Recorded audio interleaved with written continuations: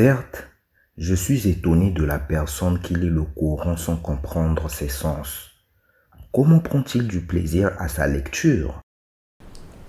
Alhamdulillahi Rabbil Alamin Wassalatu wassalamu ala Rasulillahi sallallahu alayhi wa sallam.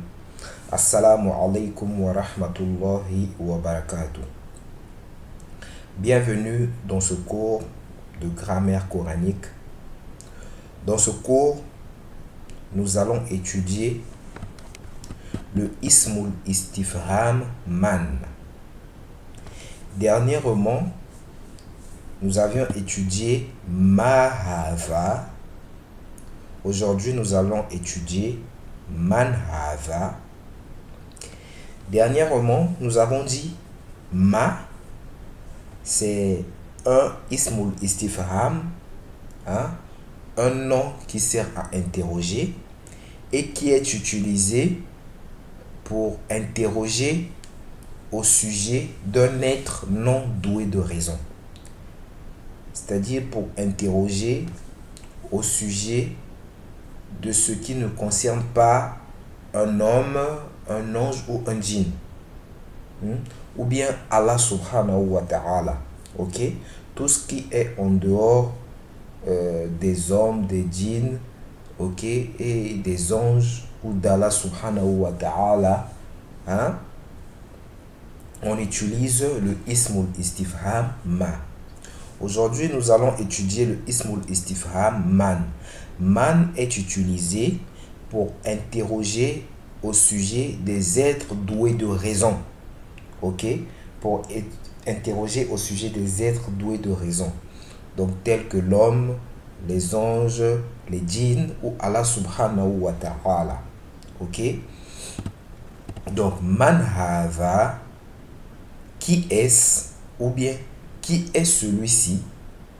Ok? Man hava, qui est celui-ci ou bien qui est-ce? Man hava, hava tabibun. Hava tabibun. Ceci est un médecin. Qui est celui-ci? Hava waladun. Man hava, qui est celui-ci? Hava waladun. Ceci est un enfant. Ok? Dernièrement, nous avions appris l'utilisation de hava avec des objets tels que masjidoun, tels que kolamoun, stylo, tels que kursi, une chaise. Ici, nous voyons que hava s'utilise aussi avec des êtres doués de raison, tels que l'homme, l'enfant, le médecin et ainsi de suite. On peut dire hava baitun, ceci est une maison. On peut aussi dire hava waladun, ceci est un enfant. Ok? Hava waladun, ceci est un enfant. Man hava, qui est celui-ci?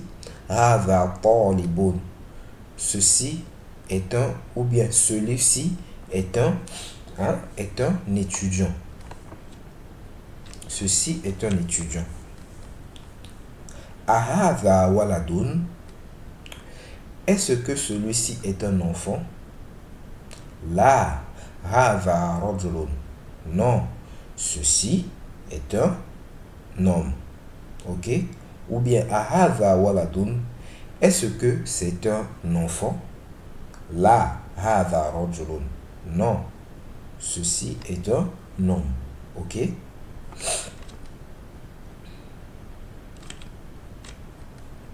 Ici, nous allons voir la différence. Nous allons voir la différence entre mahava et manhava. Ok? Mahava, qu'est-ce que ceci? Pourquoi c'est le ma qui est utilisé? Le ma est utilisé parce que ici, ça indique un être non doué de raison. Et ici, il s'agit d'une mosquée, al-masjid. Ok?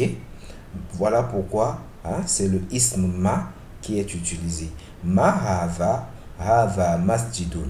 Hava masjidun. Ceci est une mosquée. Alors qu'ici, vu qu'on interroge au sujet d'un être qui est doué de raison, et cet être-là, c'est un commerçant, un tadir, ok, un commerçant. Voilà pourquoi ici on utilise le ism man. Ok? Man hadha. Hein? Qui est celui-ci? Ok? Hadha tajirun. Ceci ou bien celui-ci, hein, est un commerçant. Hadha kalbun. Ceci est un chien. Hadha kalbun. Est-ce que ceci est un chien? Là, non. Hadha qittun. Ceci est un chat. Hadha himarun. Ceci est un âne. Ok? Hadha himarun. Ceci est un âne. Hadha himarun. Est-ce que ceci est un âne? La. Hadha hisonun. Non. Ceci est un cheval. Ok? Wama hadha. Et qu'est-ce que ceci? Ok? Le ma est utilisé car on interroge au sujet d'un être non doué de raison et ici il s'agit d'un chameau. Ok? Wama hadha. Ici on ne peut pas dire waman hadha. Pourquoi? Parce qu'on interroge au sujet d'un être non doué de raison. Ok? Wama hadha. Et qu'est-ce que ceci? Hadha jamalun. Ceci est un chameau. Ok? Ma hadha. Hadha dikun. Ok?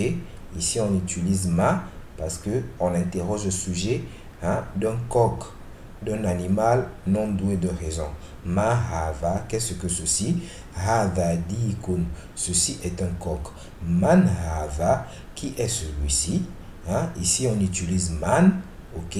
Parce qu'on interroge au sujet d'un être doué de raison. Et dans ce cas-ci, on interroge au sujet d'un enseignant ou bien d'un professeur. Ok? Ici, on ne peut pas dire mahava. Dire mahava ici, c'est une erreur, c'est une faute. Ok? Donc, man hava, qui est celui-ci? Hava mudarrisun. Celui-ci, hein, est un enseignant. Ahava qamisun. Est-ce que ceci est une chemise? La. Hava mindilun. Non, ceci est un mouchoir. Ok? Par exemple, Allah subhanahu wa ta'ala dit dans la sourate 3, verset 52, Man ansari ilallah. Man ansari ilallah. Qui sont mes alliés dans la voie d'Allah? Ok? Ici, c'est une question. Voilà pourquoi il y a un point d'interrogation. Ok? Man ansari. Pourquoi ici, c'est le ismu istifham, hein, man qui est utilisé?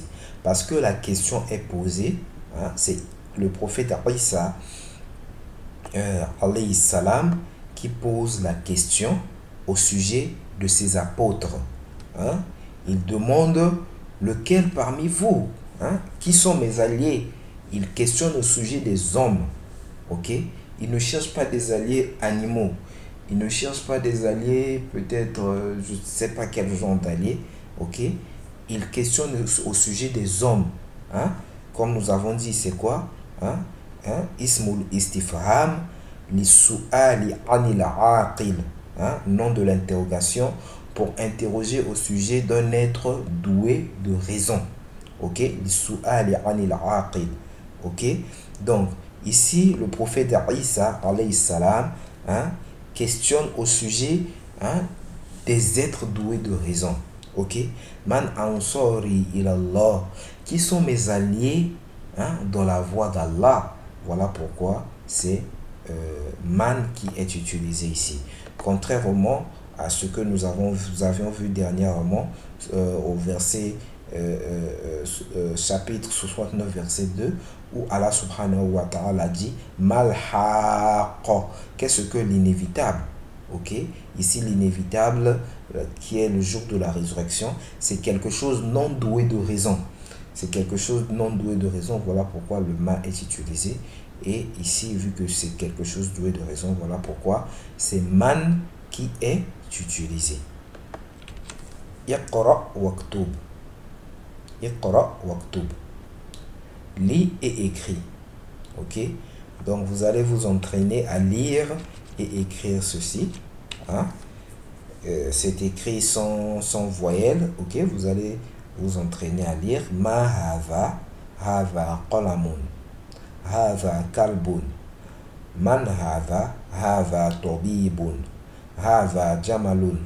Ahava kalbun. La hava qittun. Ahava dikun. Na'am. أهذا حصان؟ لا هذا حمار. هذا منديل. أهذا ولد؟ نعم. من هذا؟ هذا رجل.